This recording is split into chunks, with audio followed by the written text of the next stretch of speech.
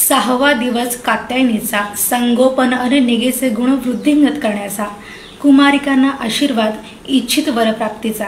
नमस्कार, स्मार्ट सोलापूरकर आयोजित नवरात्र विशेष स्मार्ट वुमन या कार्यक्रमात आपलं सहर्ष स्वागत आहे। या कार्यक्रमाचे प्रायोजक आहेत हुमा गिफ्ट। हुमा गिफ्ट हे मल्टी ब्रँड मोबाईल शोरूम असून गेली 18 वर्ष सोलापुरात मध्यवर्ती ठिकाणी म्हणजे 7 रस्ता येथे ग्राहकांना सेवा देतात। आपले दुसरे प्रायोजक आहेत सत्यम कोल्ड प्रेस्ड ऑइल। पारंपरिक आणि नैसर्गिक पद्धतीने लाकडी घाण्यावर शुद्ध तेल काढलं जातं। हे आरोग्यदायी तेल आता सोलापुरात उपलब्ध करून दिलं आहे सत्यम नॅचरल यांनी। यामध्ये करडई तेल, शेंगा तेल, सूर्यफूल तेल, अक्रोड, मोहरी, तीळ यांचा समावेश आहे। यासाठी तुम्ही पूर्व मंगळवार पेठ, भुसार गली येथे भेट देऊ शकता। सामाजिक वनीकरण विभागाच्या विभागीय वन अधिकारी सुवर्णा झोळमाने मॅडम आपल्याशी गप्पा मारणार आहेत। नमस्कार मॅडम। नमस्कार। सर्वात आधी नवरात्रीच्या खूप खूप शुभेच्छा। आपल्याला खूप शुभेच्छा। काय सांगाल स्वतःविषयी? स्वतःविषयी सांगायचं झालं तर आज मी सोलापूरमध्ये एक फॉरेस्ट डिपार्टमेंटमध्ये आगळ्या वेगळ्या डिपार्टमेंटमध्ये आज 2011 पासून विविध ठिकाणी पदस्थापना करून काम करत आहे। याच्यामध्ये जर पाहिलं तर इतर अधिकाऱ्यांसारखं माझं फॅमिली बॅकग्राऊंड हे फार काही प्रशासकीय अधिकाऱ्यांचं किंवा खूप सारं शिक्षण झालेलं असं नसताना एक छोट्याशा शेतकरी कुटुंबातून मी इथपर्यंत आलेले आहे। आणि माझं जर गावाकडचं बॅकग्राऊंड किंवा जे फॅमिली बॅकग्राऊंड जर सांगायचं झालं तर माहेरचं पहिल्यांदा मी सांगेल, कारण माझं माहेर आधी असतं।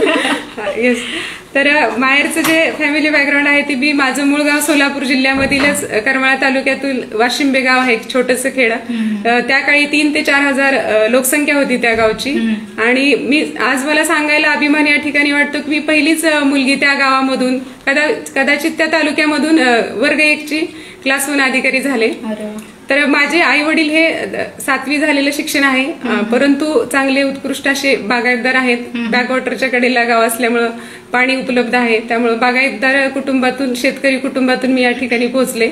आम्ही 3 भावंड आहोत, त्यामध्ये 2 मोठे भाऊ आहेत आणि मी शेंडफळ आहे त्याच्यामुळे। आणि माझे शेंडफळाचाच लाड होतं जास्त।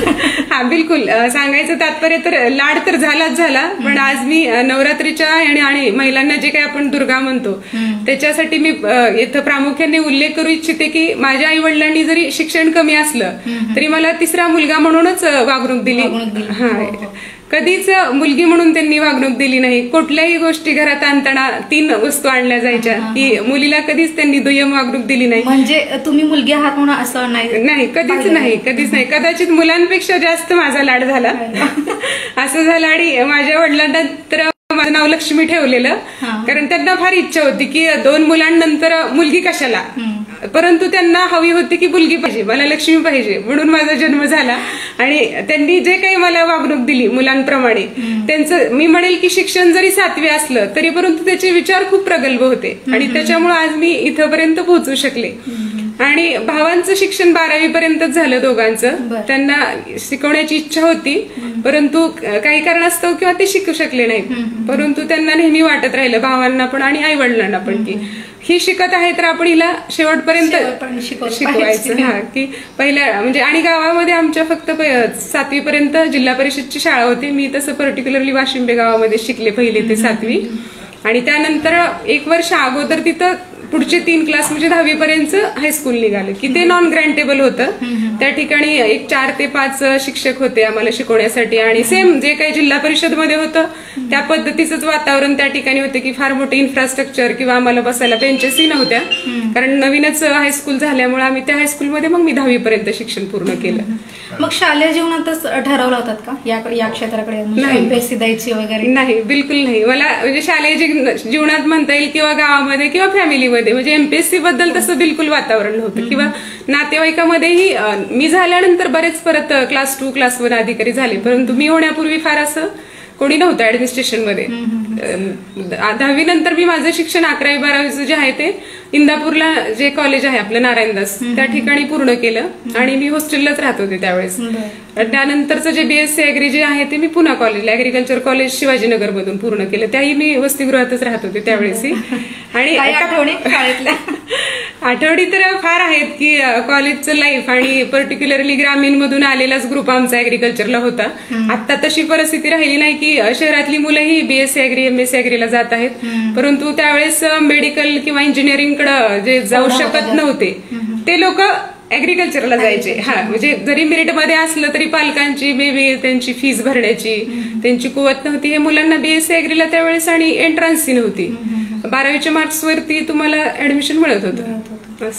मग स्पर्धा परीक्षा हे कधी आला डोक्यात करण्याचं? बीएससी ऍग्री पूर्ण केल्यानंतर नेहमीप्रमाणे खेडेगावात असल्यामुळे आमच्या आईचा जास्त करून ओढा लग्न करण्याकडे होता, मुली असल्यामुळे. परंतु भाऊ आणि वडिलांचं नेहमीप्रमाणे मला खूप साथ मिळाली की तिला जोपर्यंत शिकायचं आहे की जोपर्यंत तिची शिकण्याची इच्छा पूर्ण होत नाही तोपर्यंत आपण तिला शिक्षण देत राहायचं. मग परत मी एमएससी ऍग्रिकल्चरला राहुरी युनिव्हर्सिटीमध्ये अॅनिमल सायन्स या विषयामध्ये ऍडमिशन घेतलं आणि त्यावेळेसच काही अंशी पुण्यामध्येच हे बिरुजलं होतं की आपण एमपीसी करावी, कारण त्यावेळेस ऍग्रिकल्चरचं वातावरण हे पूर्ण स्पर्धा परीक्षांचं होतं. फार युपीएससीचं नव्हतं, परंतु एमपीएससीच्या ज्या एमपीएससी मार्फत ज्या एक्झाम घेतल्या जातात मग त्याच्यामध्ये पीएसआय आहे, त्यानंतर जे आपण जनरल एमपीएससी म्हणतो त्याला की त्याच्यामध्ये तहसीलदार उपजिल्हाधिकारी किंवा बऱ्याच पोस्ट आहेत त्याच्यामध्ये डीडीआर या पदांसाठी जे आपण जनरल एमपीएससीची एक्झाम घेतली जाते त्याच्यासाठी मग मी एमएससीच्या पहिल्या वर्षापासून तयारी सुरू केली. प्रवास कसा होता एकंदरीत तो कॉलेज जीवनातील अभ्यास आणि अधिकारी?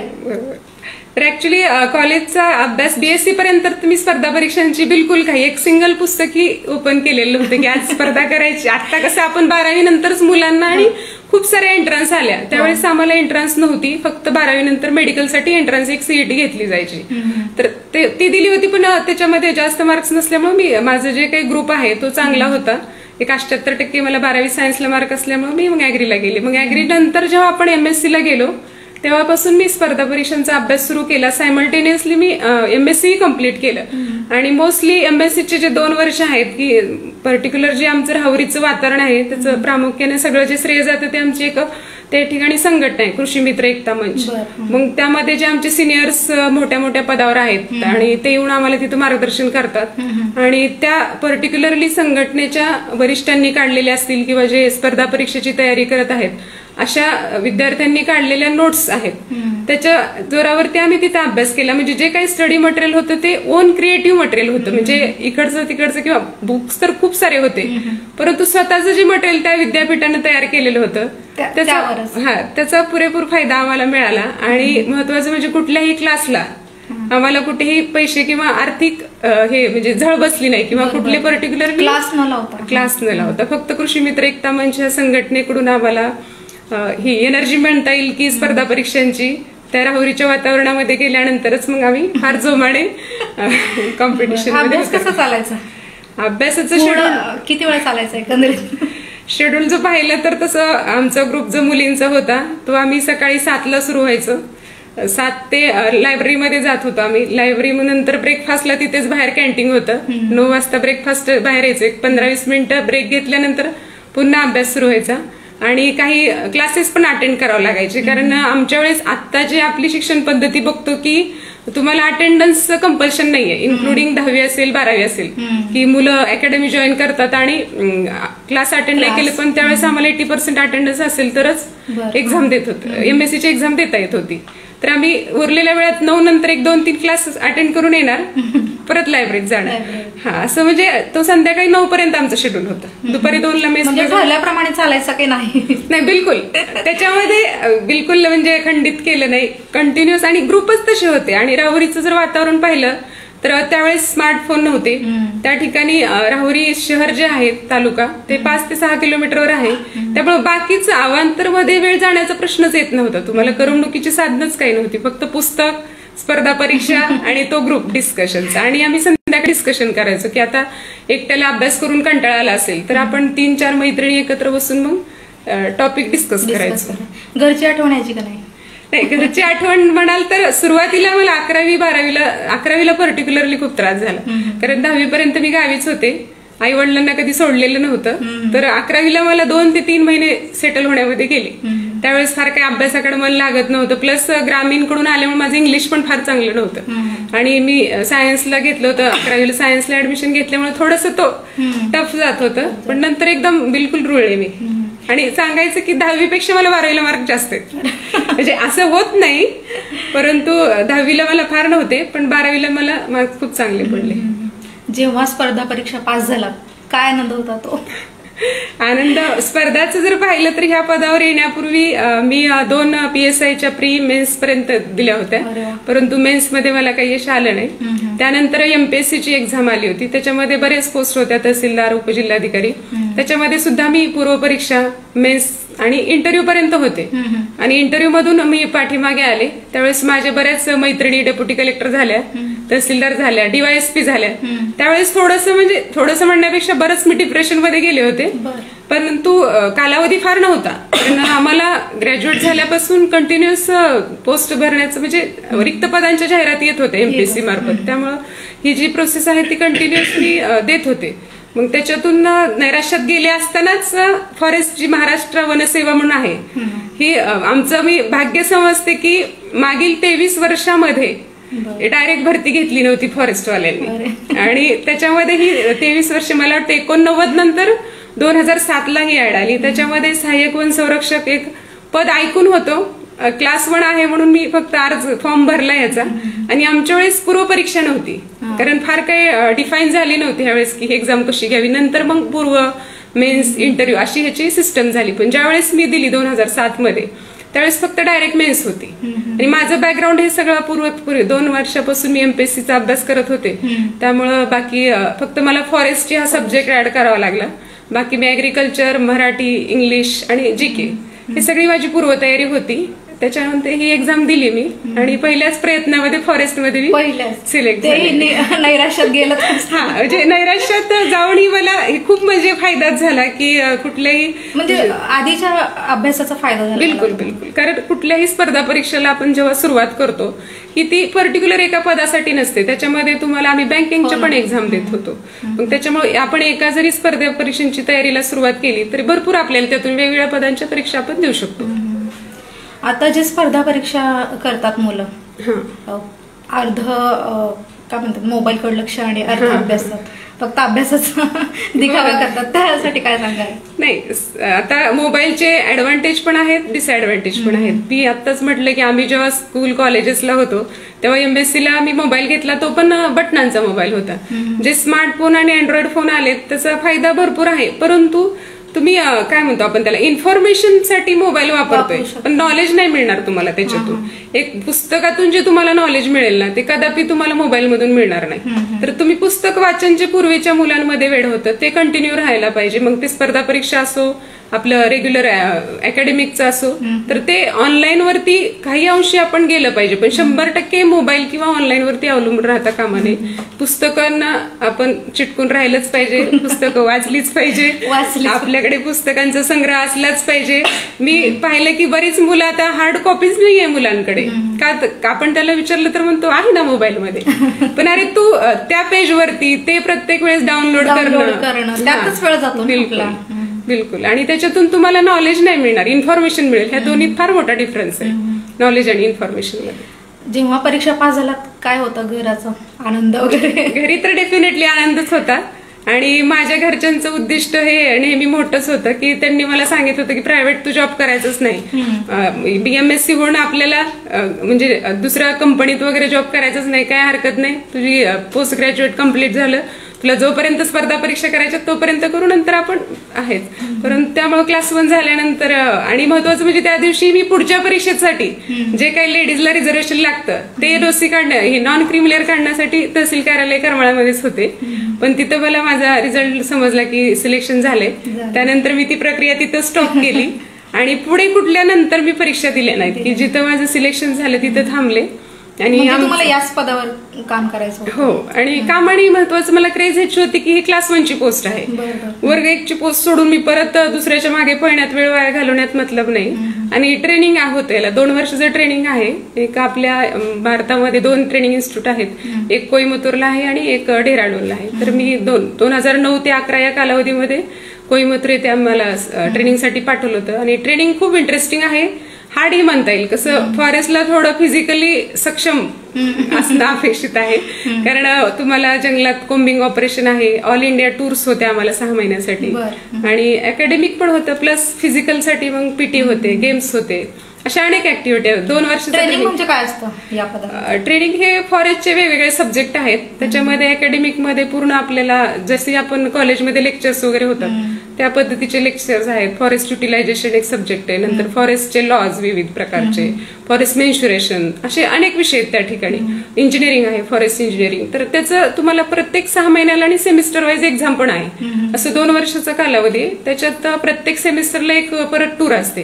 त्याच्यामध्ये वेगवेगळे भारताचे जे भाग आहेत त्याच्यामध्ये सेंट्रल इंडिया किंवा नॉर्थ ईस्टला किंवा आम्हाला इकडं साऊथला असे 6 वेळा आपल्याला 15 ते 3 आठवड्याच्या कालावधीच्या टूर आहेत फार मोठ्या प्रमाणावर. त्याच्यामध्ये मग जंगलमध्ये तुम्हाला पेट्रोलिंग कसं करायचं किंवा कोम्बिंग ऑपरेशन एक कन्सेप्ट आहे की कंटिन्युअस जंगलामध्येच आम्हाला हॉल्टसाठी ठेवलं होतं त्यांनी. 54 किलोमीटर आम्ही 3 दिवस चालत होतो आणि त्या ठिकाणीच ते खाण्याची ह्याची व्यवस्था करत होते.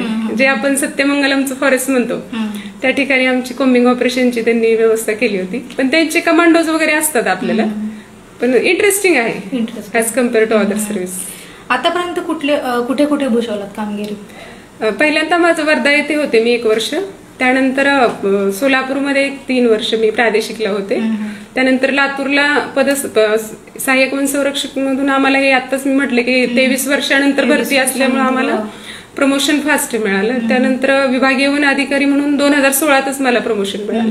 त्यानंतर लातूरला 2 वर्ष केले आणि जून 17 पासून या पदावर कार्यरत आहे. आणि चॅलेंज काय असतं महिलांना या विभागात? म्हणजे महिलांची प्रमाण कसं आहे? नाही, आता जर पाहिलं तर आपण 2005 पासून गार्ड फॉरेस्टर जे आमच्याकडे पोस्ट आहेत क्लास 3च्या त्या पदावरती 30% आरक्षण आल्यामुळे महिलांना आपण त्या ठिकाणी रिक्रूट करत आहोत, भरती करत आहोत. परंतु जे काही RFO आणि SCFचे जे होते ते आमच्या बॅच पासून त्यांनी डायरेक्ट घ्यायला सुरुवात केली. म्हणजे त्यावेळेस फार महिलांचं प्रमाण नव्हतं. परंतु आजच्या परिस्थितीत जर आता माझं 2008ची बॅच आहे तेव्हापासून पुढे प्रमाण वाढत गेलं.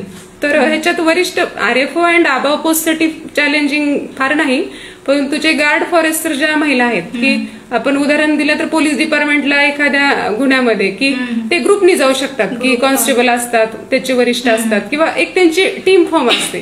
परंतु फॉरेस्टमध्ये कसं राहते की एक बीट म्हणून कन्सेप्ट असते, एक पर्टिक्युलर एरिया असतो तर त्याला त्याचं पूर्ण संरक्षणाची जबाबदारी त्याच्यावरती असते की अतिक्रमण होणे किंवा बाकीच्या गोष्टी सगळ्या आहेत. तर त्यावेळेस मात्र महिलांना जेव्हा पेट्रोलिंगला जातील किंवा त्यांच्या एरियामध्ये काही ऑफेन्स घडलेला असेल तर त्यावेळेस थोडंसं त्यांना चॅलेंजिंग की पुरुषाच्या सोबत त्यांना काम करावं लागेल की मी महिला आहे म्हणून किंवा मे बी नाईटला पण जावं लागेल तुम्हाला. आणि तेवढ्याशा फॅसिलिटीज म्हणजे व्हेकल्स वगैरे आहेत परंतु गार्ड फॉरेस्टला फार हे नाहीये. त्यांच्या स्वतःच्या 2 व्हीलर्स वापरून काही ठिकाणी वेपन्स आहेत पण सोलापूर सारख्या भागात फार मोठं फॉरेस्ट नसल्यामुळे ती व्यवस्था नाहीये. परंतु जेव्हा तुम्ही डेन्स फॉरेस्टमध्ये काम कराल तेव्हा म्हणजे खूप चॅलेंजिंग आहे तसं पाहिलं तर. कार्य कसं चालतं म्हणजे या पदावर? या पदावरचं कार्य जर पाहिलं तर आमच्याकडे फॉरेस्टमध्ये पण 3-4 विंग आहेत वेगवेगळे. आता एक प्रादेशिक मी आताच सांगितलं म्हणजे त्याला आपण वन विभाग म्हणतो. तो जो विभाग आहे ते फॉरेस्ट क्षेत्रावर काम करतो की आणि जे फॉरेस्टच्या मालकीचं क्षेत्र आहे. त्यानंतर सामाजिक वनीकरण की जी मी आता ह्या सध्याच्या पदावर आहे ते की ह्या विभागाचं मेन काम जे आहे ते फॉरेस्टच्या व्यतिरिक्त जी शासकीय जमीन आहे त्याच्यामध्ये गायरान जमीन असेल किंवा त्यासोबतच आपलं लिनियर प्लांटेशन जे रस्ता दुतर्फा असतील, रेल्वे दुतर्फा आहेत, कॅनल दुतर्फा आहेत पण शासकीय जमिनीवरती वृक्षारोपण करणे. त्यासोबत वन्यजीव विंग आहे आमच्याकडे वेगळा की जो की आपल्याकडे नान्नजला आहे त्याचं ऑफिस की वाईल्ड लाईफची जबाबदारी त्यांच्या फक्त त्यांच्यावरतीच असते. रिसर्च एज्युकेशन आहे. याच्यामध्ये प्रत्येक ठिकाणी वेगवेगळ्या ठिकाणी आपली पदस्थापना होईल तशी आपली जबाबदारी बदलत जाते. उद्यान समोर जे तुम्ही वृक्षारोपण केलं आहे त्या संबंधी काय सांगा? उद्यानाचं पाहिलं तर तसे कोकणे साहेब त्याचे हे म्हणता येतील, काय म्हणता येईल आपल्याला, साक्षीदारच आहेत. आणि ही जी टीम आहे ती असल्यापासून कोकणे साहेब असतील, विनोद असतील, अनेक आहेत, भरतशेड आहेत आणि वेगवेगळ्या आपल्या निसर्गप्रेमी संघटना की त्या ठिकाणी मी त्या पदाला न्याय देण्याचा प्रयत्न केला. आणि त्यासोबतच जेव्हा मी इकडे आले लातूरवरून त्यामुळे सगळं पर्यावरण प्रेमींकडून प्लस आपल्या शहरवासियांकडून काही माझ्याकडून अपेक्षा होत्या की आपल्या सामाजिक वनीकरण ऑफिसला येतानाच जे काही रस्ता आहे तो खूप खराब आहे किंवा तिथं मे बी डम्पिंग ग्राउंड म्हणून युज केला जातो, मग कचरा आला की तर त्याच्यासाठी ती सर्वांची मागणी होती. मग मी म्हटलं आपण प्रयत्न तर करून बघूयात. तर आम्ही DRM सरांना मी पर्सनली भेटले. DRM सरांना 2दा मी इथे घेऊन आले की जे आपले रेल्वेचे डिव्हिजनल मेन असतात ते हितेंद्र मल्होत्रा सर होते. प्लस कदम सर होते तिथले एक डिव्हिजनल मेकॅनिकल इंजिनियर म्हणून. त्या दोघांचं मला खूप सहकार्य मिळालं की सहजासहजी रेल्वे कोणाला क्षेत्र उपलब्ध करून देत नाही हे सर्वांना माहितीच आहे, परंतु त्यांनी मला ते क्षेत्र उपलब्ध करून दिलं. प्लस मी त्यांना एवढं कन्व्हिनियन्स केलं की सर हे जी आपली घाण आहे ह्याच्यात जे काही प्रोसेस वाढलेले आहेत आणि प्लस आपली लँड जर अतिक्रमणापासून वाचवायची असेल तर ह्याला आपण एक फेन्सिंग पण करून द्यावं आणि जागेची साफसफाई करून द्यावी. तर ह्या दोन गोष्टी मला रेल्वेने त्यांच्या निधीतून माझ्या सांगण्यावरून किंवा ह्याच्यावरून त्यांना मी तेवढं पटवून दिलं, त्यावरून त्यांनी करून दिलं आणि अतिशय सुंदर असं आपण बघत आधीचं चित्र आणि आत्ताचं खूप वेगळा खूप सुंदर झालंय. आणि तो एक मी तर फुफ्फुस म्हणेल की ऑलरेडी हा 12 हेक्टर होताच आणि स्मृती उद्यानाला लागूनच तोच माझ्या डोळ्यासमोर मी हेतू ठेवला होता की हे 12 हेक्टर प्लस ह्याला लगतची जमीन ही जर आपण नाही पाहिलं तर ह्याचा इम्पॅक्ट हा आपल्या स्मृती उद्यानावरती पण खराब होत होता. त्याच्यामुळे तो टार्गेटच ठेवला होता मी की मी जोपर्यंत इथं आहे तोपर्यंत त्याला ग्रीन करून जाणार. आणि कामाची पद्धत माझी एवढी हे की म्हणजे किती वरिष्ठ पदावर जरी मी असले तरी मला फार म्हणजे कामात इन्व्हॉल्वमेंट करून काम करण्याची आवड आहे. फार असं दुसऱ्यावर डिपेंड राहत नाही. मी स्वतः ते पूर्ण करायचं ठरवलं तर मग जे करायचं. झाडं छान प्रकारे वाढतात नाही आहे. झाडांचं संगोपनासाठी आपण महत्वाचं काय केलं की जे काही आपल्या इस्टिमेटला टँकर असतील किंवा हे पाणी घालण्याची होती तर त्याच्यात वेगळं इनोव्हेटिव्ह आपण केलं की आपलं स्मृती उद्यानचाच बोर आहे तो आपण नर्सरीला वापरतोय आणि कंबर तलावा शेजारी असल्यामुळे त्याचं पाणी काही कधी कमी होत नाही उन्हाळ्यामध्ये. की जी काही आपल्याला नेहमी भेडसावणारी समस्या तीच आहे की आपण झाडं लावतो, भरपूर सारे झाडं लावतो, पण उन्हाळ्यामध्ये त्याची जी प्रिकॉशन घ्यायला पाहिजे मेजॉरिटी वॉटरिंगची ती होत नसल्यामुळे त्या 2-3 आणि आपलं टेम्परेचर जे आहे सोलापूरचं ते खूप आहे. मग ती प्रोव्हिजन मी लावण्यापूर्वीच करून ठेवली होती की आपण इथून पाईपलाईन तिकडे करून आपण टाक्या ठेवल्या तिथे आणि गार्डनिंग पाईपनी पूर्ण पाणी उन्हाळ्यामध्ये त्याला दिलं. 2 दिवसाला लागत असेल 3 दिवसाला, कारण फार सॉइल डेप्थ पण नाही त्याच्यामध्ये, म्हणून त्याच ग्रीनरी आपल्याला बघायला मिळते. आज 2 वर्षाचं प्लांटेशन झाले आणि सोलापूरकर सगळे त्या प्लांटेशनवरती खुश आहेत आणि मलाही काम केल्याचं समाधान मिळत आहे. एमपीएससीचं आधीचं स्वरूप आणि आताचं काय? एमपीएससीचं फार मी तसं आत्ताच्या एमपीएससीच्या टचमध्ये नाही कारण हे कामाची व्याप्ती आणि ह्याच्यामुळे, परंतु जे पूर्वीचं जे स्वरूप होतं तेही वास्टच होतं, परंतु नक्कीच आता खूप स्पर्धा वाढलेली आहे आणि सिलेबस जर म्हणाल तर युपीएससी टाईपच झालाय की जी मुलं मी आजच्या ह्या कार्यक्रमाच्या निमित्ताने सांगू इच्छिते की जी मुलं युपीएससी करतायत त्यांनी युपीएससी तर कराच करा, परंतु आपण त्यासोबतच एमपीएससीच्या पण जे काही ऍड येत असतील किंवा पदांसाठी जी नियुक्तीसाठी जे निघत त्या जरूर द्या तुम्ही, कारण सेम युपीएससी पॅटर्नच आता एमपीएससीचा सिलेबस झालेला आहे, त्यामुळे ड्रास्टिक चेंज आहे. महिलांना कशा संधी त्यामध्ये? महिलांना 30% तर आपलं आहेच रिझर्वेशन, पण महिला मला वाटतं की बऱ्यापैकी सर्व क्षेत्रामध्ये पुढे आहेत. त्यामुळे फक्त महिलांनी मी महिला आहे हा जर न्यूनगंड मनातून काढून जर पुढे आल्या तर मला वाटतं की कदापि त्यांना म्हणजे अशक्य काही नाहीये. फक्त आपण महिला आहे किंवा थोडंसं जे काय म्हटलं मी फॅमिलीनी पण तशा प्रकारचा सपोर्ट त्यांना देणं आवश्यक आहे. नवरात्र कशा पद्धतीने साजरा करताय? नवरात्री घर सांभाळ नाही, त्याची जबाबदारी आमच्या सासूबाईंकडेच आहे. मी फार काही जबाबदारी घेत नाही, कारण मी मला स्वतःला भाग्यवान समजते की मला अजून आई वडील माझे एकदम उत्कृष्ट आहेत आरोग्याने आणि सासू सासरे खूप चांगले आहेत आणि इकडचं वातावरण जर माझ्या सासरचं पाहिलं तर सगळे वेल एज्युकेटेड आहेत. आमच्या सासूबाई त्यावेळेस 11वी झालेले आहेत, सासरे प्राध्यापक इंग्लिश आणि मॅथ्सचे आता रिटायर आहेत ते, त्यामुळे सगळं काही सासूबाई नवरात्रचं फार जुन्या पद्धतीनं शास्त्रोक्त पद्धतीनं आणि मन लावून कुठलाही कंटाळा न करता अतिशय चांगल्या रीतीने घटस्थापना केलेली आहे आणि सुंदररित्या ते करतात. फार माझी त्याच्यामध्ये इन्व्हॉल्वमेंट नसते. वाचनाची आवड आहे असं कळलं? वाचन होत होतं पहिलं की ज्यावेळेस मला मोकळा वेळ असेल तेव्हा, जेव्हा एमपीएससी झाल्यानंतर पर्टिक्युलरली मी ट्रेनिंग पिरियडमध्ये तो सिलेबस होताच, पण त्यावेळेस आपण महाराष्ट्राच्या बाहेर होतो त्यामुळे फार मराठी पुस्तक मग छावा असेल, संभाजी असेल किंवा बरेच पुस्तकं मी वाचन केली त्यावेळेस. मृत्युंजय आहे की मोकळ्या वेळात, आणि मोबाईल आमच्याकडे स्मार्ट नव्हते ना तो म्हणजे ऍडव्हान्टेज आहे. आता स्मार्ट मुळे सगळे पुस्तकं मला वाटतं निघत नसतील बाहेर आता, पुस्तकं कपाटातच राहत असतील. महिलांनी स्वतःचं रक्षण कसं करावं? खूप महत्वाचा प्रश्न आहे आणि तेवढाच आपण बाहेर काय घटना घडते तेवढाच गंभीर पण आहे. आणि म्हणजे आज मी महिला म्हणून किंवा आपण सुद्धा आज महिला म्हणून एवढं चांगलं काम करत आहात स्मार्ट सोलापूरकरांसाठी, तर मी महिलांसाठी हे सांगेल की स्वतःचं रक्षण करण्यासाठी पहिले मी मला सांगितलंच की पहिलं पालकांनी आपण त्याला मुलगी म्हणून पहिल्यापासून तिला वागणूक नाही दिली पाहिजे, तू मुलगी आहे म्हणून. तिला तेवढंच मुलांच्या बरोबरीने मुलांच्या खांद्याला खांदा लावून एक तर तिचं संगोपन केलं पाहिजे. त्यासोबतच तिला बाकीचे काही कराटे असतील, ते जे काही दुसरे तुम्ही डान्स क्लास तर जरूर लावा, म्युझिकल क्लासही लावा, पण स्वसंरक्षणासाठी फिजिकली ती कशी फिट होईल त्याच्यासाठी तिला खेळाची आवड असावी. त्याबरोबरच कराटे असतील. तर माझ्या मुलीलाही, मी लहानच आहे पण 2 वर्ष झालं, तिचं आता येलो बेल्ट चालू आहे, थोडंसं कोरोनामुळे हे की. आणि दुसरं की आपण जे कायदे म्हणतो, कायदे तर नक्कीच महिलांच्या संरक्षणासाठी पूर्णपणे आहेत, त्याची अंमलबजावणी बी होते, परंतु आपल्या समाजातली मानसिकता बदलणं खूप आवश्यक आहे. आणि जोपर्यंत आपली मानसिकता बदलत नाही, आणि त्याच्या पाठीमागे एक मी सांगेल इथं आवर्जून आज की शिक्षणाचा अभाव आहे आपल्याकडे.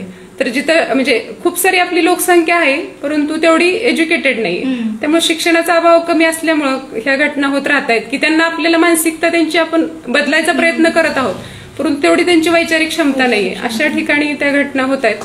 तरी टाळण्यासाठी आपण समाज म्हणून, त्याबरोबरच आपण आई पालक म्हणून सुद्धा आपल्या मुलांना सुद्धा प्रत्येक मुलीला बहिणीप्रमाणे, आईप्रमाणे, आपल्या घराच्या सदस्याप्रमाणे वागणूक द्यावी, असं लहानपणीपासून त्याच्या मनावरती बिंबवलं पाहिजे.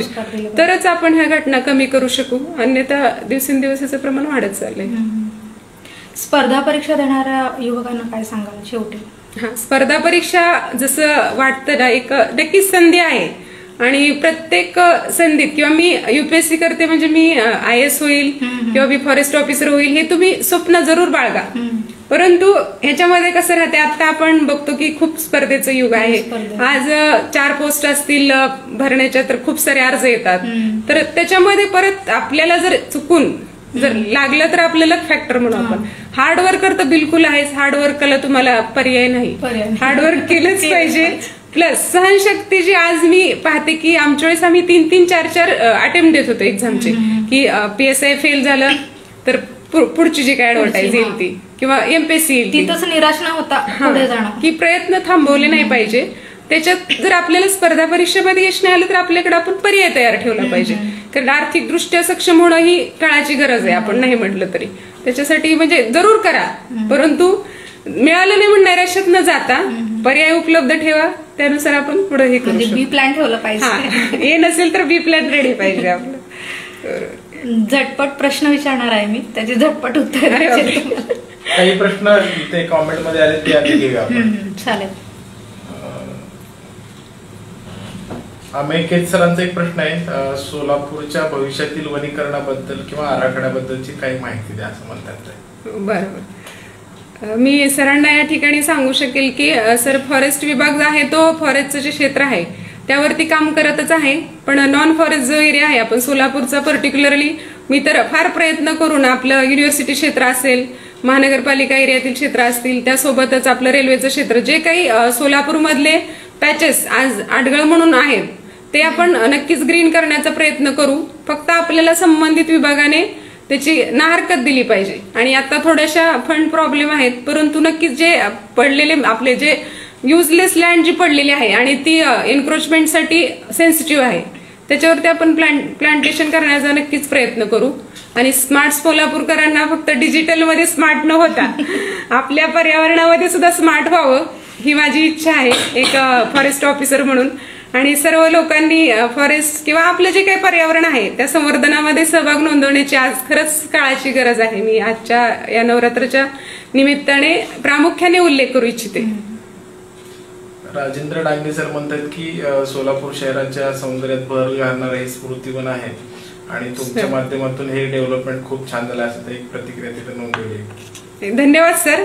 परंतु खरंच मला सोलापूरमध्ये खूप चांगले पर्यावरण प्रेमी, त्यासोबतच मी म्हणेल की माझं टीमवर्क पण आहे ते. आणि हे जे काही केलं होतं पूर्वजांनी आपल्या 96 पासून, त्याच्यामध्ये प्रवीण सिंह परदेश सरांचा पण खूप मोठा वाटा आहे, रायते सर आहेत, त्यासोबत पेटकर काका आहेत. हे लोकांचं नक्कीच मी भाग्यवान समजते की मला मार्गदर्शन सुद्धा लाभलं वेळोवेळी. आणि त्यांनी जे करून ठेवलं होतं ते पहिली प्रायोरिटी मी जतन करण्यावरती प्राधान्य दिलं, की वेगळं काही इथं कन्स्ट्रक्शन करण्यापेक्षा ह्या लोकांनी जे लावलेलं आहे इथं त्याला उन्हाळ्यामध्ये कसं जतन करता येईल आणि इको फ्रेंडली कसं त्याला स्मार्ट बनवता येईल त्याचा मी प्रयत्न केला. आणि ते नक्की म्हणजे साकारण्यात इथं साकारले. आणि आता पाऊस खूप असल्यामुळे त्याचं खूप सुंदर असं चित्र आपल्या सोलापूरकरांना लाभते. संजय बोलटे सर म्हणतात की वन विभागातल्या शिकारी प्रकरणाबद्दल काही अनुभव सांगा. अच्छा, वन विभागातले जे काही मी सोलापूर वन विभागामध्ये 3-4 वर्ष काम करण्याची संधी मिळाली मला. त्यावेळेस मी सहाय्यक वन संरक्षक या पदावरती काम करत होते. तर माझ्या काळामध्ये बरेच जे पर्टिक्युलरली आपल्याकडे जे आपण काळवीट म्हणतो ब्लॅकबकचे शिकार प्रकरण झाली. त्याच्यामध्ये मला एकतर 2 गोष्टी होत्या. एकतर शिकण्याची इच्छा आणि पर्टिक्युलर ती मला स्पॉटवरती जाऊन ते कसं इन्व्हेस्टिगेशन करतात त्याच्यामध्ये जास्त इंटरेस्ट होता. बऱ्याच मी पानमंगळूर केसेस आहेत, त्यानंतर 2-3 केसेसमध्ये स्वतः मी गेले होते. त्यावेळेस त्याचं सॅम्पलिंग कसं करतात आणि कसरत म्हणजे पर्टिक्युलर चॅलेंजिंग काय राहतं त्याच्यामध्ये की त्यावेळेस व्हेकल वेगळ्या उपलब्ध नव्हत्या वन विभागाकडे, की जी काही अधिकाऱ्याचीच गाडी आहे त्याच्यामध्येच आपले आरोपी आणायचे. त्याच्यामध्येच जे काही वन्य प्राण्यांचं मांस असेल किंवा अवशेष असेल ते सगळं सोबत घेऊन यावं लागायचं आणि त्या पद्धतीने ते कोर्टात हजर करावं. म्हणजे तोकडी यंत्रणा, म्हणजे आपण काय म्हणतो आता आरोपी कशी आपण हे हँडलिंग करणार आणि त्याची एवढी जबाबदारी राहते की जर काही झालं कस्टडीत असताना, फॉरेस्ट कस्टडी नसते, मग आपल्याला पोलिसांकडून मदत घ्यावी लागते. तर असं ते खरंच चॅलेंजिंग होतं. त्यासोबतच एक रक्तचंदनचं प्रकरण घडलं होतं मी सब DFO असताना आडेगावला म्हणून. तर त्यावेळेस ही आरोपी नव्हते, परंतु ते ठाकरे साहेब त्यावेळेस DCF होते, की पूर्ण उसाच्या शेतामध्ये ते ओंडके विखुरलेले आणि ते कलेक्ट करणं आणि सोलापूरपर्यंत आणणं म्हणजे फार. आणि त्याच्यात दुसरी भीती ही होती की ते आरोपींनी जर आपल्या परत गाड्या अडवल्या तर फार काही आपल्याकडं म्हणजे ट्रेन स्टाफ नसतो, हे मी मान्यच करते. तर ते एक माझ्यासाठी खूप चॅलेंजिंग होतं. पण ठाकरे सरांनी मला सहकार्य केलं. सर चक्कर DCA पासूनही मला वाटेवरती घ्यायला आले ते मुद्देमाल घेऊन येताना. आणि माझी छोटी तरिष्का होती त्यावेळेस, त्यामुळे रात्री उशीरपर्यंत ते ऑपरेशन चाललं.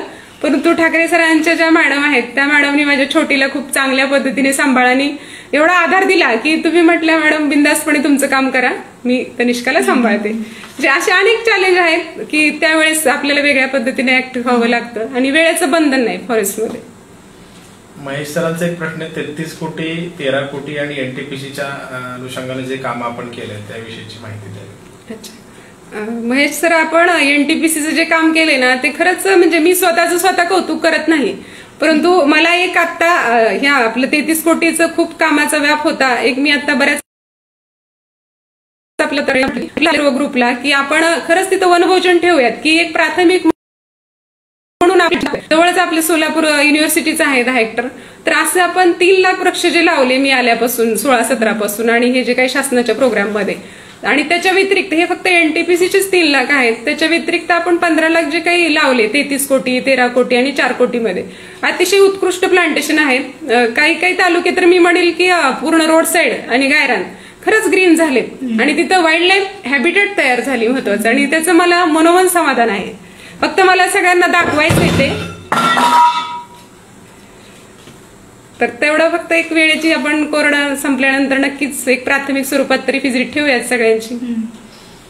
धनंजय शहा सर म्हणतात की मॅडम तुमचं काम खरंच छान आहे आणि आम्हाला तुमचा अभिमान आहे, तसं कॉमेंट दिली आहे. हो, शहा सर ही माझ्या एक टीम मधलाच पार्ट आहेत. शहा सर नेहमी तुमचं सहकार्य लाभतं आणि तुमचं पर्यावरण विषयी सरांचं काम खरंच उत्कृष्ट आहे.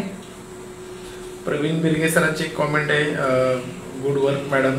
रवींद्र माने सर आणि सुवर्ण माने मॅडम यांचं ऑलवेज म्हणजे कायमच विद्यार्थ्यांना आणि सगळ्यांनाच प्रेरणा मार्गदर्शन लाभत राहत असे त्यांनी प्रतिक्रिया दिली. हो, ते मी आज सांगायचंच राहून गेलं किंवा आपला तसा मुलाखतीमध्ये विषयी आला नाही. तर प्रसिद्धी आणि प्रचाराचं म्हटलं तर आपण फार मोठ्या प्रमाणावर काम केलं की बिफोर कोरोना, की शासनाचे जे प्रोग्राम होते त्याच्यामध्ये आपण शेतकऱ्यांपासून विद्यार्थ्यांपर्यंत खूप साऱ्या कार्यशाळा घेतल्या, सहली घेतल्या आणि हे जे काही शासनाचे प्रोग्राम न राहता खरंच मला वाटतं लोकांचे प्रोग्राम झाले. आणि त्याप्रमाणे मी लोकांचे का म्हणते तर माझ्याकडे जे काही रोपं विकत नेण्याचं जे प्रमाण होतं ते फार मोठ्या प्रमाणावर वाढलं. आणि यावर्षी कोरोना असून सुद्धा जे ऍक्च्युअल जे लोक आहेत त्यांनी आज सुद्धा म्हणजे आजपर्यंत सुद्धा रोपांची मागणी येते आपल्याकडे, म्हणजे एवढा अवेअरनेस झाला. त्यामुळे शासनाचा प्रोग्राम खरंच उत्कृष्ट ठरला तो. आणि आपण जिल्ह्यामध्ये फॉरेस्टच्या क्षेत्रावर तर फॉरेस्टचे लोक करतायतच, पण तेवढ्यावरती न थांबता आपल्याला जे 33% अप्रोच करायला आपण अचीव्ह करायचं म्हणतो ते कदापि शक्य नाही जोपर्यंत आपण नॉन फॉरेस्ट एरियावरती कॉन्सन्ट्रेट करत नाही. आणि मला वाटतं की पर्टिक्युलरली जिल्ह्याचं फार नाही परंतु फॉरेस्ट सर्व्हे ऑफ इंडियाने आपल्याकडं मला 0.2 किलोमीटर आपलं नॉन फॉरेस्ट वरती एरिया वाढलेलं मागच्या 19च्या फॉरेस्ट सर्व्हे ऑफ इंडियाच्या रिपोर्टमध्ये नोंदवलेलं आहे. ती खूप मोठी अचिव्हमेंट आहे. ती म्हणजे सामाजिक वनीकरण सोबतच आपल्या बाहेरच्या ज्या लोकांची जागृती झाली त्याच्यामुळे वाढलेलं आहे. सोलापूर शहर आता स्मार्ट सिटी होते, तर हे नुसतं स्मार्ट सिटी न होता स्मार्ट सिटी सोबतच ग्रीन सिटी व्हावं यासाठी नेमकं काय करायला हवं? अच्छा, फार मोठा प्रश्न आहे. आणि म्हणजे कसं सिटी मध्ये काम करण्याचे वेगळे प्रॉब्लेम्स असतात त्याच्यामुळं, परंतु काही हरकत नाही की आपल्याला जो काही त्यांची योजना आहे अमृत योजना त्याच्यामध्ये ग्रीन सिटीसाठी फंड आहेच. त्याची सविस्तर माहिती महानगरपालिका अधिकारी व त्यांना आहे. त्यामध्ये ते काम नक्कीच डेफिनेटली करत आहेत. परंतु त्यांना पाहिजे तसं आपल्या सर्व सोलापूरकरांनी सपोर्ट दिला पाहिजे. म्हणजे प्लांट्स लावले जातात परंतु त्याचं संगोपन पर्टिक्युलर सिटीमध्ये करणं खरंच अवघड आहे. कारण झाड लावणं खूप सोपं आहे. इव्हन मी गायरान क्षेत्रावर किंवा रोड साईडला सुद्धा झाडाचं संगोपन करणं, त्याला बायोटिक फॅक्टर भरपूर आहेत, त्यानंतर क्लायमॅटिक फॅक्टर आहेतच. की आपल्याकडे 2018ला खूप मोठा दुष्काळ पडला होता आणि इव्हन गेल्या वर्षी सुद्धा सप्टेंबर आणि ऑक्टोबर मध्येच आपल्याला रिटर्न मान्सून जो आपण म्हणतो परतीचा पाऊस तोच पडला होता. तर महानगरपालिकेकडे सोयी सुविधा आहेत, फक्त त्याची प्रत्यक्ष अंमलबजावणी जोपर्यंत सोलापूरकरांची खरी इच्छा होत नाही आणि आपण सर्वांना जे काही आपले लोकप्रतिनिधी असतील त्यांच्यावरती लादत नाही किंवा त्यांना करायला भाग पाडत नाही आणि तोपर्यंत आपली स्मार्ट सिटी होणं थोडंसं कठीण आहे. कारण झाडं ही लावली जातात पण त्याचं संगोपन करणं खूप मोठं आहे. कारण त्याच्यामध्ये मेन प्रॉब्लेम सिटीमध्ये जे आपले फेरल कॅटल म्हणतो आपण, जे आपण काय म्हणतो त्याला गायी ज्या फिरतात ते मेन शत्रू आहेत आपल्या. डिवायडरची झाडं असतील म्हणजे माझंही ऑब्झर्वेशन आहे. तर ते किती त्याला आपण मोकाट जनावरांमुळे बरंच त्याचं नुकसान होते. तर थोडंसं स्थानिकांनी त्याची जर जबाबदारी घेतली तर त्याचं संगोपन करून आपल्याला ग्रीन सिटी करता येईल. आणि मेन जो महानगरपालिकेत मधला आपला गार्डनिंगचा जो पार्ट आहे की आपल्याकडे गार्डनसाठी खूप साऱ्या जागा राखीव आहेत महानगरपालिकेमध्ये, त्याच्यामध्ये मे बी जुने झाडं खूप चांगली पण आहेत. तर त्याला थोडंसं एक स्मार्ट बनवावं किंवा एक इको फ्रेंडली त्याचा कसा विकास करता येईल आणि लोकांना ते उपलब्ध करून देता येईल ह्याचं थोडंसं डेव्हलपमेंटला आपल्याला विचार करता येईल. राहुल जतकर सरांची कॉमेंट आहे, वनीकरण क्षेत्रामध्ये माने मॅडम यांचं काम खूप चांगलं आहे आणि ऍग्रिकल्चर क्षेत्रात माने साहेबांचं चांगलं काम आहे. दोघांचंही काम अनुकरणीय आहे.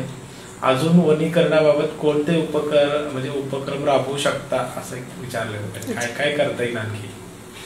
पहिली गोष्ट म्हणजे आपण कसं ग्रीन बेल्ट वाढवण्यावरच मेन आपलं हे, कारण ग्रीनरी आणि बाकी झालं तरच आपलं वाईल्ड लाईफ त्यासोबतच वाढलं जातं. कारण दुसरं फार कन्स्ट्रक्शन किंवा ह्याच्यावरती आपला भर राहणार नाही सिव्हिल वर्क वरती. पहिला आपल्याला एकतर सोलापूर जिल्हा फार कमी फॉरेस्ट आहे, 2.5% फक्त जिओग्राफिकल एरियाचा आपला फॉरेस्ट एरिया आहे. त्यामुळे नॉन फॉरेस्ट वरती कशी मॅक्झिमम ग्रीनरी वाढवता येईल आणि जे बॅरन लँड्स आहेत, वेस्टलँड आहेत त्याच्यावरती शेतकऱ्यांना पण आपण उद्युक्त करतोय की आपण बांबू सारख्या प्रजाती लावा. म्हणजे इकॉनॉमिक बेनिफिट्स असलेल्या प्रजाती वापरण्यासाठी आपण त्यांना प्रोत्साहित करत आहोत. सध्या शासनाकडे फंडच्या स्वरूपात फार कोविडमुळे प्रॉब्लेम जरी असला तरी लोकांना आपण प्रोत्साहित केल्यामुळे त्यांचं काम चालूच आहे. काशीनाथ बदकुंके यांची कॉमेंट आहे की मॅडमचं काम आणि सामाजिक वनीकरण विभागाचं काम खूप चांगलं आहे. सध्या पाऊस मोठ्या प्रमाणात आहे, तर सध्या कोणत्या प्रकारची झाडं लावावी किंवा लावता येऊ शकतात असं म्हटलेलं? आता कसं आपलं जून ते सप्टेंबर आपण पूर्ण झाडं विक्री केली, लोकांच्या ऍक्टिव्हिटी चालू आहेत झाडं लावण्याच्या. परंतु तुम्हाला किती एरिया उपलब्ध आहे त्यानुसार आणि तुम्हाला उपयोगिता, म्हणजे मी म्हणू शकत नाही की तुम्ही फॉरेस्ट स्पेसिस लावा. तुम्हाला जर किचन गार्डनिंगच्या शेजारी जागा उपलब्ध असेल तर तुम्ही लिंबू लावा, कडीपत्ता लावा किंवा फ्रूट स्पेसिस लावा की ज्याला कमीत कमी जागा लागेल. की फॉरेस्ट स्पेसिस लावून फार तुम्हाला त्याची हे राहणार नाही. रोड साईडला कोणती रोडला आपण पर्टिक्युलरली जर मोठे रोड असतील, आता हायवेचा जर विषय काढला तर आपण हायवेला वडपिंपळ, चिंच आणि निम हे जी लॉंग लाईफ ज्यांचं आयुष्य जास्त आहे आणि किडला जास्त हे होत नाही, प्लस बर्ड त्याच्यावरती अट्रॅक्ट होतात, तर ते झाड प्रामुख्याने आपण प्रिफर केली पाहिजे. आणि खासगी किंवा आपले जे लोकांना आवड आहे त्यांच्यासाठी आपल्याला उपयुक्त असलेलं जरी झाड लागलं तरी झालं. म्हणजे असं नको की दुसरी प्रजाती लावण्यापेक्षा जे काही आपल्याकडे जागा आहे त्याच्यानुसार आपण फुलझाडही लावू शकतो, त्या पद्धतीने झाडं लावू शकतो. विकास कामांच्या निमित्तानं जेव्हा रस्ते मोठे करतात त्यावेळेला जी जुनी झाडं असतात ती तोडली जातात. मग एक पर्यावरण प्रेमी म्हणून किंवा सामान्य नागरिक म्हणून आमच्यासारख्यांना किंवा नागरिकांना वाईट वाटतं बाबा हे तोडलं जाऊ नये.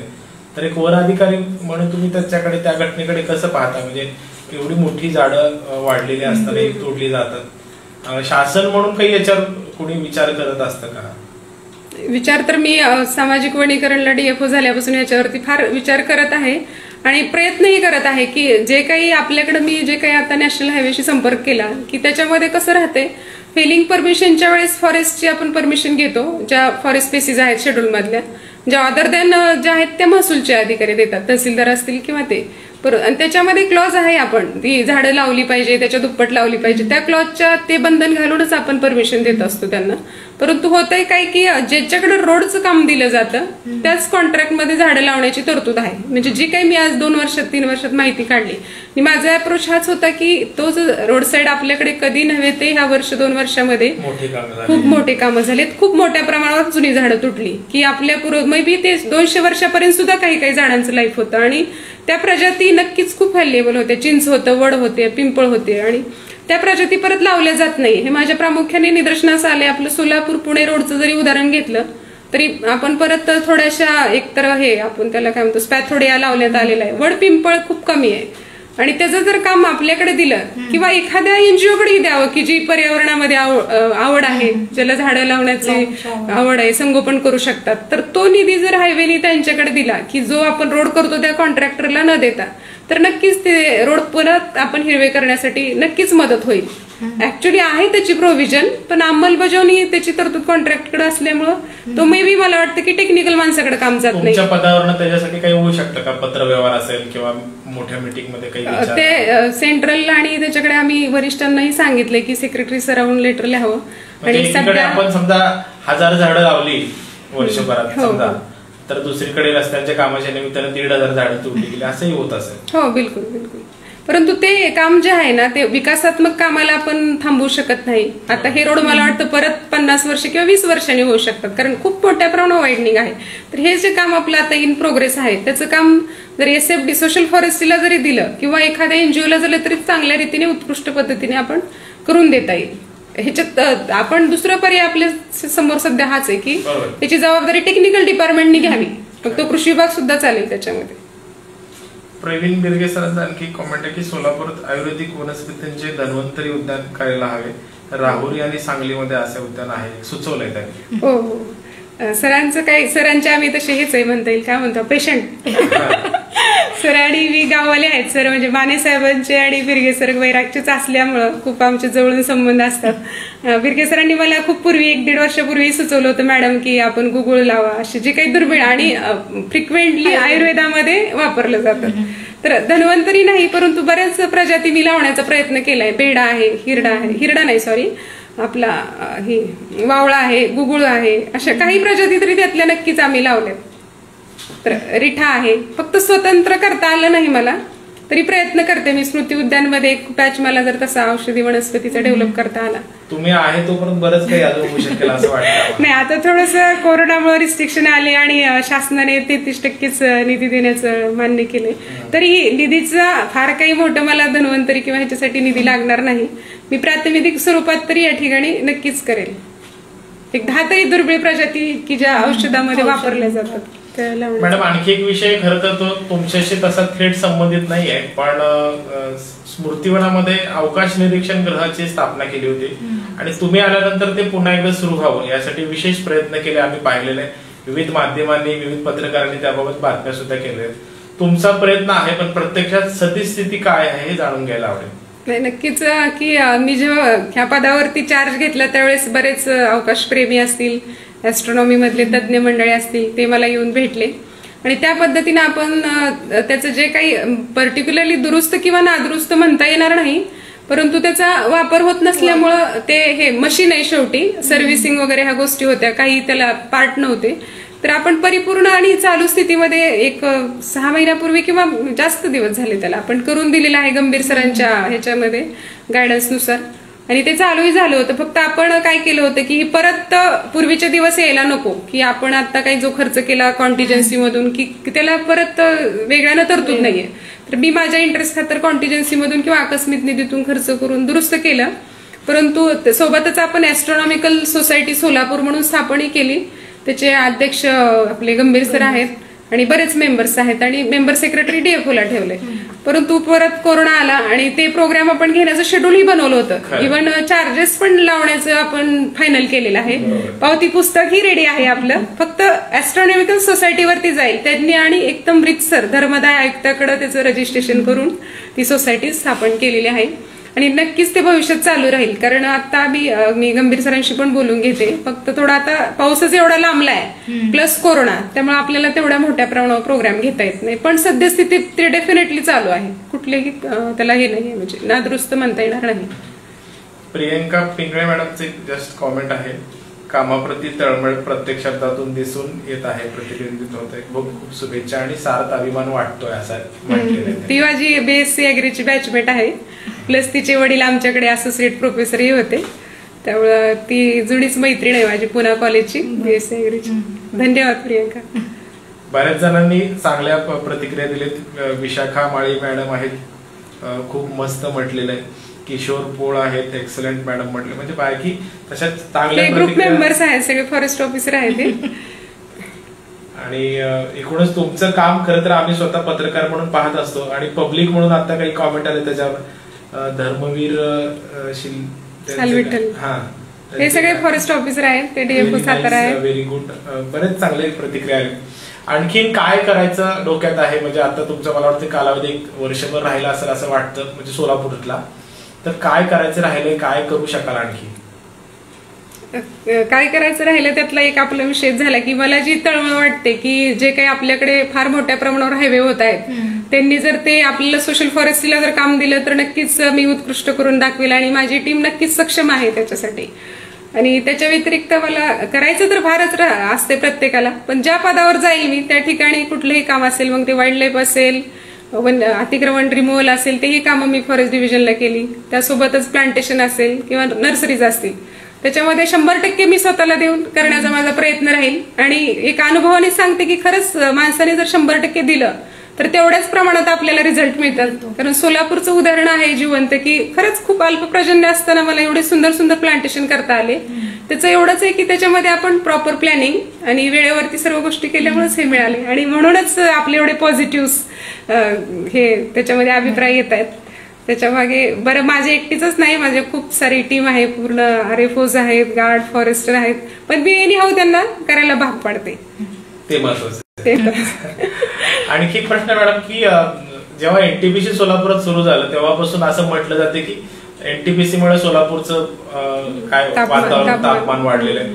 तर वन अधिकारी म्हणून तुम्ही त्या विषयाकडे कसं पाहता आणि NTPCनं किंवा शासनाने किंवा वनीकरण विभागाने ते रोखण्यासाठी काय काय केलं? खरंच वातावरण तापतं का? तुम्ही त्यातला काही अभ्यास किंवा या अनुषंगाने माहिती घेतली? हा, बरोबर. अत्यंत ज्वलंत प्रश्न आहे आणि खूप जणांच्या मनातील प्रश्न आहे हा की हे आपल्याकडे मला वाटतं NTPC 620 मेगावॅटचे 2 त्यांचे युनिट्स आहेत, त्यातलं 1 युनिट सध्या रनिंग आहे. आणि NTPC आणि सोशल फॉरेस्ट्रीचा एक 16-17 पासून MOU झालेला आहे. अशोक पाटील साहेब त्यावेळेस इथे DF होते की त्यांना जेव्हा एन्व्हायरमेंट क्लिअरन्स देण्यात आला त्यावेळेस त्यांना 10 वर्ष कंटिन्युअस 10 वर्ष प्रतिवर्षी 50,000 झाडं लावण्यासाठी बंधन घातलेले. त्यानंतरच आपण सेंट्रल गव्हर्नमेंटने MOU त्यांना एन्व्हायरमेंट क्लिअरन्स दिलाय. तर त्याची अंमलबजावणी आपण 16-17 पासून सोशल फॉरेस्ट्री त्याची इम्प्लिमेंटिंग एजन्सी आहे आणि फंडिंग एजन्सी NTPC आहे. तर आपण 3 लाख झाडं आतापर्यंत लावलेत. त्याची ज्युरिडिक्शन जी आहे ती सोलापूर जिल्हा आहे. त्याच्यात जास्तीत जास्त दक्षिण सोलापूरचा एरिया आपण कव्हर करण्याचा प्रयत्न केलाय, दक्षिण उत्तर. परंतु असं आहे की दक्षिण उत्तरमध्ये आपलं सिटी आणि महानगरपालिका असल्यामुळं फार मोठं शासकीय लँड इथे उपलब्ध होऊ शकली नाही. तर पूर्ण आपण 11 जिल्ह्यामध्ये त्याचं काम करत आहोत. त्यासोबतच NTPCचं वेगळ्यानेही ते फ्रूट स्पेसिस देण्याचं काम करतात. बरोबरच फताटेवाडी असेल, आहेरवाडी असेल, तर त्या ठिकाणी बऱ्यापैकी पर्यावरणपूरक ते कामं करत आहेत. आणि अजूनही आपल्याला जर कोणाला पर्यावरणाविषयी किंवा इको ह्याच्याविषयी डेव्हलपमेंटसाठी त्यांच्याकडे आपण CSR मधून निधी मागणी करू शकतो. आणि टेम्परेचर वाढीचं जर पाहिलं तर प्रोजेक्ट सादर करणं आवश्यक आहे. हा, बिलकुल बिलकुल तशा पद्धतीने प्रस्ताव. त्यानंतर मग त्यांचं कसं, ती पण एक सेंट्रल गव्हर्नमेंट कंपनी आहे, त्यामुळे त्यांचे पण बरेच रूल्स रेग्युलेशन्स आहेत. त्यानंतरच फंड रिलीज होतो. फायनान्स डिपार्टमेंट त्यांचं स्वतंत्र आहे. परंतु मला वाटतं की माझं आणि कंपनीचं 16-17 पासून आम्ही एकत्रित काम करतो. आणि टेम्परेचर वाढीचं जर झालं तर आता सध्या तरी हे प्रोजेक्टला तेवढी डिमांड नसल्यामुळे तो बंद आहे. आणि उन्हाळ्यात आपलं ऍक्च्युली पाहायचं तर जो काही पर्यावरण किंवा ग्लोबल इफेक्ट जो म्हणतो आपण, ग्लोबल वॉर्मिंग, त्याचंही काही टेम्परेचर वाढीमध्ये हे आहे, कॉन्ट्रीब्युशन आहे. फक्त NTPCच नाही काही अंशी एनटीपीसीचाही फरक पडत असेल, परंतु काही जिल्हे असे आहेत की तिथे एनटीपीसी नसताना बी आज आपण मोर दॅन 40 आहे.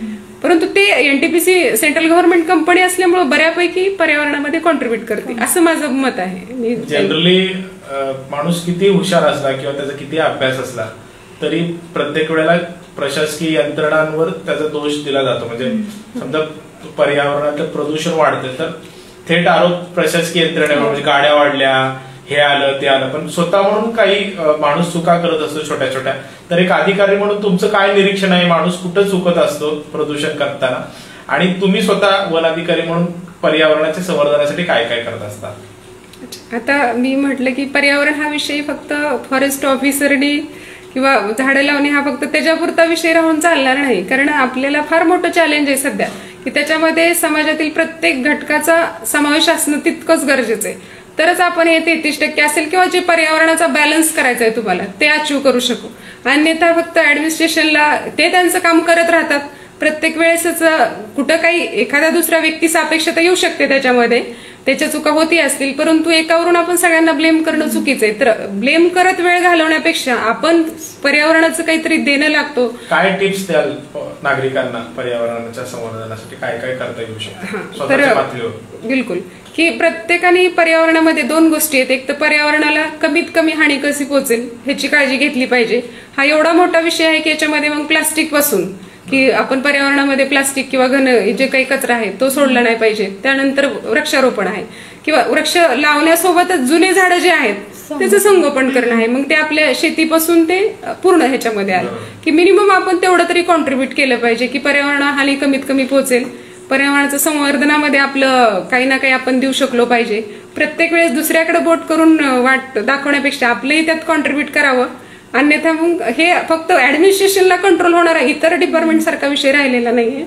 कारण पर्यावरण अफेक्ट करणारे फार मोठे घटक आहेत, त्याच्यामुळे त्याच्यावरती तेवढंच संगोपनासाठी सुद्धा हातभार लावणं खूप मोठं गरजेचं आहे. अन्यथा परिणाम सगळ्यांना भोगावे लागतील. आकाश बोले यांचं कॉमेंट आहे, अभिमान वाटतो असं म्हटलेलं आहे. सचिन शिंदे आहेत, एक्सलंट ताई म्हटलेलं आहे. सिद्धेश्वर बरपडे आहेत, सिद्धेश्वर बरपडे यांचं म्हणले की खूप चांगलं काम करता मॅडम तुम्ही. अपेक्षा मारोडकर एक आहे, प्राऊड ऑफ यू म्हटले. सौदागर माने अप्पांचे कॉमेंट आहे, मन मोकळा आणि हसत चेहरा ठेवून तुम्ही सगळी माहिती दिली त्याबद्दल अभिनंदन म्हटलेलं आहे. म्हणजे लोक पाहतायत आणि प्रतिसाद पण देत आहेत. झटपट प्रश्न विचारायला झटपट उत्तर द्यायचे. एवढं राहून गेलं की फार ठिकाणी कमेंट्स मध्ये माने साहेबांचं पण नाव आलं. तर म्हणजे ते पण एक कृषी अधिकारी म्हणून खूप चांगलं काम करतात आणि दोघंही आम्ही एग्रीकल्चर बॅकग्राऊंडचे आहेत आणि सरांचंही काम करण्याची पद्धत जी आहे ती कदाचित माझ्याहून जास्त डिवोशनली ते काम करत आहेत. कसा एकूणच सपोर्ट कसा मिळतो माने सरांचा? नाही, 100% त्यांचा सपोर्ट आहे. असं ठीक आहे, सरांचा 100% सपोर्ट आहे याच्यामध्ये, त्यात काही वादच नाही. आणि जे काही महिलांना स्वातंत्र्य दिलं जातं ते पूर्णपणे मी महिला स्वातंत्र्य येस सरांचं पण काम आहे. माझ्यापेक्षा जास्त डिवोशनली सर काम करतात. आणि आता तर अतिवृष्टी झाल्यामुळे सरांना म्हणजे झोपही मिळत नाही आणि वेळेवर खायलाही मिळत नाही. अशा पद्धतीने सरांचं काम फार म्हणजे स्वतःला झोपून देऊन काम करणारे अधिकारी. कुटुंबातले 2 महत्वाचे घटक, पती म्हणून सर माने सर तिथे कंटिन्यू बिझी आहेत, आम्ही पाहतोय जिल्ह्याचे प्रमुख आहेत ते, आणि तुम्ही सुद्धा जिल्ह्याचे प्रमुख म्हणून काम करता. एकूणच दोघांचेही शेड्यूल बिझी आम्ही पाहतो. तर कसं मॅनेज करता फॅमिली, म्हणजे स्वतःला दोघांना वेळ कसं देता, फॅमिली कसं वेळ देता? सध्या कसं 2 मुलंही माझी लहान आहेत, एक 8 वर्षाची आहे आणि मुलगा 4 वर्षाचा आहे. परंतु जेव्हा मी मॅक्झिमम वेळ, जेव्हा ऑफिस टायमिंग नसतं किंवा ऑफिसची काही इमर्जन्सी नसते तेव्हा मी मॅक्झिमम वेळ फॅमिली सोबतच देते. म्हणजे जो काही आपल्या बाकीच्या गोष्टी आहेत त्याला माझ्याकडे फार मी व्हॅल्यू देत नाही. एक तर पहिली गोष्ट फॅमिली नंतर ऑफिस. सध्या मी 2च गोष्टीवरती कॉन्सन्ट्रेट केले, अदर गोष्टीकडे फार काही कॉन्सन्ट्रेट केलेलं नाही. त्यामुळे मुलांनाही बऱ्यापैकी सरांचं जरी बिझी शेड्यूल असलं तर मला जेव्हा वेळ असेल तेव्हा मी मुलांकडे लक्ष, थोडाफार त्याग तर नक्कीच करावा लागतोय गृहिणींपेक्षा. पण मुलंही माझी खूप समजूतदार आहेत, सांगायचं तात्पर्य म्हणजे त्यांनी म्हणजे कदाचित ऍडजस्ट झाले असतील ते आता, म्हणजे खूप चांगली आहेत आणि मस्त राहतात ते. आता सध्या आजी आजोबांच्या सहवासात आहेत ते कोरोना आल्यापासून, त्यामुळे फुल एन्जॉय करतायत ते. तुम्ही अजूनमधून जात? हो, जाते. निनाद शाह सरांची एक प्रतिक्रिया आहे, कसलीही परिस्थिती असली तरी त्यातून मार्ग काढून कर्तव्य बजावण्याचे कर्तृत्व असणारी अधिकारी व्यक्ती म्हणून तुम्हाला एक प्रतिक्रिया दिली. हो, सरांसोबत पण मी फॉरेस्टला असल्यापासून काम करते. सर तिथं ऑनररी वाईल्ड लाईफ वॉर्डन पण होते आणि आताही माझ्याकडे चार्ज होता तेव्हा सर भेटले आणि सरांचं नक्कीच मला अनुभवाचा उपयोग झालाय. आणि कुठल्याही सरांना माहितीच आहे की आपलं सोलापूर म्हटलं की तक्रारींना काही कमी नाहीये, अनेक प्रकारच्या तक्रारी. परंतु आणि माझं पर्टिक्युलरली सांगायचं तात्पर्य म्हणजे कितीही मी स्वतः बिझी असले, किती छोटी जरी तक्रार असली तरी मी तक्रारदार असेल किंवा सामान्य नागरिक असेल त्याचं म्हणणं पूर्णपणे ऐकून घेण्याचा प्रयत्न करते, त्याला वेळ देण्याचा प्रयत्न करते. त्यामुळे बऱ्याच गोष्टी तिथं निम्म्या सॉल्व्ह होतात. जर आपण अधिकाऱ्यांनी जर बाहेरच्या लोकांना किंवा बिईंग अ नागरिक म्हणून त्यांना वेळ दिला नाही तर आणखीन ते मग हे होतं, वातावरण जे आहे ते दूषित होऊन जातं. तर ते मी काटेकोरपणे पाळण्याचा प्रयत्न करते की प्रत्येकाला थोडा का होईना वेळ देऊन त्याचं शंकेचं निरसन करण्याचा किंवा आपण म्हणतो ना मध्य साधण्याचा प्रयत्न करते. भले त्याची अडचण सुटत असेलही नसेलही, परंतु समजून सांगण्याचा माझा प्रयत्न असतो. आवडते ठिकाण? आवडते ठिकाण काय, आता सोलापूर पडायला काही हरकत नाही. आवडता पदार्थ? मी व्हेजिटेरियनच आहे, नॉनव्हेज काही खात नाही. फार तर आवडतं असं काही नाही, पण पुरणपोळी पर्टिक्युलरली आवडते. आवडता रंग? गुलाबी आहे. कॉलेजची आवड जी असते ना ती बिंबवली जाते मनावरती. त्यावेळेस एक कॉलेज सोडताना ऑटोग्राफ हा एक प्रकार असतो, त्यामध्ये ह्या गोष्टी सगळ्या असतात, त्या परत आज रिपीट होत आहेत. आवडता पेहराव? अच्छा, पेहराव तर पर्टिक्युलरली मी आपला जो पंजाबी ड्रेस आहे तोच मला पर्टिक्युलरली. आवडता अभिनेता? अभिनेता कसं झालंय आता सांगायचा प्रश्न आला म्हणून तुमचा की माझ्याकडे 10वीपर्यंत माझ्या आईवडिलांकडे काही टीव्ही नव्हतं, म्हणजे आश्चर्य वाटेल परंतु खरंच नव्हता. आणि जेव्हा टीव्ही आला तेव्हा मी बाहेर पडले 11वीला, त्यामुळे फार काही, पण नंतर पाहिले मी ट्रेडिंग मध्ये असतील वगैरे पाहिले. परंतु अमिताभ बच्चन पर्टिक्युलरली आवडतात मला, पण फार म्हणजे त्याच्यातलं मला हे नाही, असं नॉलेज नाही, म्हणजे आवडच नाही निर्माण झाली. कसं असतं जेव्हा लहानपणी आवड निर्माण होतात ना त्या गोष्टी कंटिन्यू राहतात पुढे. आवडते अभिनेत्री? अभिनेत्री बापरे कुणाचं नाही, असं कसं एवढं कसं त्याच्यात फार म्हणजे इन्व्हॉल्वमेंट नाहीये माझी फार त्या क्षेत्रामध्ये. आवडतं पुस्तक? पुस्तक छावा वाचलेलं मी, छावा आहे, मृत्युंजय आहे. सोलापुरातलं आवडतं ठिकाण? सोलापुरातलं आपल्या सिद्धेश्वर वणियार आणि स्मृती उद्यान, याच्यापेक्षा सुंदर ठिकाण मला वाटतं कुठेच नाही. एक रवींद्र माने सरांचं आहे कॉमेंट, मॅडमनी घरी सुद्धा विविध प्रजातींची लागवड केलेली आहे. नाही, हे खरं नाहीये, credit goes to Ravindra Mane sir.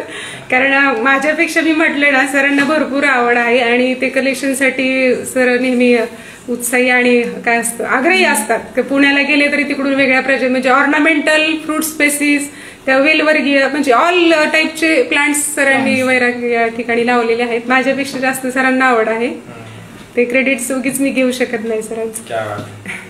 Madam, अलीकडेच ज्येष्ठ अभ्यासक, पर्यावरण अभ्यासक, वन अधिकारी निवृत्त मारुती चित्तमपल्ली सर पुन्हा एकदा सोलापूरला आलेले, तर एक वन अधिकारी म्हणून तुम्ही या घटनेकडे कसं पाहता? म्हणजे त्यांच्या आजवरच्या अनुभवाचा शासकीय यंत्रणांना असेल किंवा सोलापूरकरांना कसा उपयोग करून घेता येईल? सरांना आम्ही परवाच भेटलो, नाईकडे सर आमचे कॉन्झर्वेटर पुण्याचे आलते.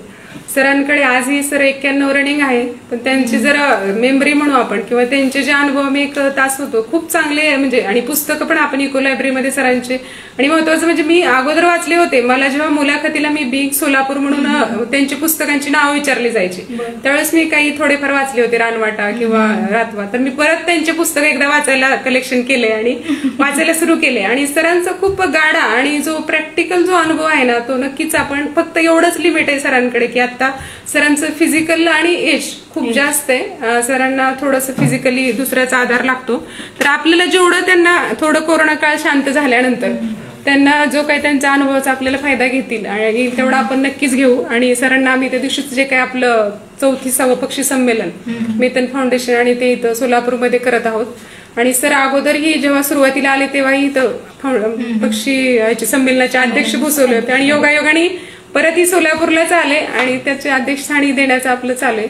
नक्कीच आपण त्यांचं हे, आणि सोलापूरकर खरंच भाग्यवान आहेत की आज एवढा 45 वर्ष सेवा विदर्भामध्ये आणि पूर्ण वाईल्ड लाईफ सोबत किंवा जंगलांसोबत घालवलेला व्यक्ती आपल्याला ज्या ठिकाणी लाभला, तर आपण स्वतःला भाग्यवान समजू आणि त्यांच्या अनुभवाचा पुरेपूर आपण फायदा नक्कीच करू. आणि त्यांनी आम्हाला त्या दिवशी आश्वासनही दिलं सरांनी की मी नक्कीच आपल्याला मार्गदर्शन करेन. काय आहे मॅडम, बऱ्याच वेळा आपण गप्पा मारतोय म्हणजे सोलापूर म्हणजे तुमचं तसं मूळ गाव सोलापूरच असलं तरी नोकरीच्या निमित्ताने विविध ठिकाणी जाणं होतं. आता सोलापुरात तुम्ही दोघंही आहात, आता नंतर बदली होईल आणि मग सोलापूरची आठवण तुम्हाला येत राहील आणि सोलापुरात बरंच छान काम केलंय, स्मृतिवनात असेल किंवा एकूणच सामाजिक वनीकरणच्या लागवडीच्या अनुषंगानं यापुढेही तुमच्या हातून असेच पर्यावरणाची सेवा घडत राहावी अशी एक सदिच्छा स्मार्ट सोलापूरकर परिवाराच्या वतीनं आम्ही व्यक्त करतो. जाता जाता एक 2 कॉमेंट आहेत. सोनाली झोळ वीर नाईस ताई असं एक म्हटलेलं त्यांनी आणि संजय मोहिते सर म्हणतात की सर्वांना एकत्रित करून काम करून घेणाऱ्या आणि सुख दुःखात सहभागी होणाऱ्या अधिकारी म्हणून एक प्रतिक्रिया त्यांनी नोंदवली. धन्यवाद. मला नक्कीच सोलापूरच्या अनुभवाची शिदोरी कदाचित पूर्ण सर्व्हिसमध्ये उपयोगी पडेल आणि खरंच सोलापूरकर खूप चांगले आहेत आणि पर्यावरण प्रेमी पण खूप चांगले आहेत, तर यांचं मला पुढेही असं सहकार्य लाभेल. धन्यवाद स्मार्ट सोलापूर यांनी आज माझं जे काही नवरात्र महोत्सवाच्या निमित्ताने आज जी काही मुलाखत घेतली त्याबद्दल मी कोकणे सर व सरस्वती मॅडम या अभ्यागताचे मी खूप मनापासून धन्यवाद मानते आणि या ठिकाणी थांबते व सर्वांना नवरात्रीच्या खूप खूप शुभेच्छा. धन्यवाद. छान गप्पा झाल्या. सत्यम नॅचरल कडून खूप वेळ गेला ना, 7 वाजलेली कळलंच नाही. मित्र अर्धा तास संपलं म्हटलं.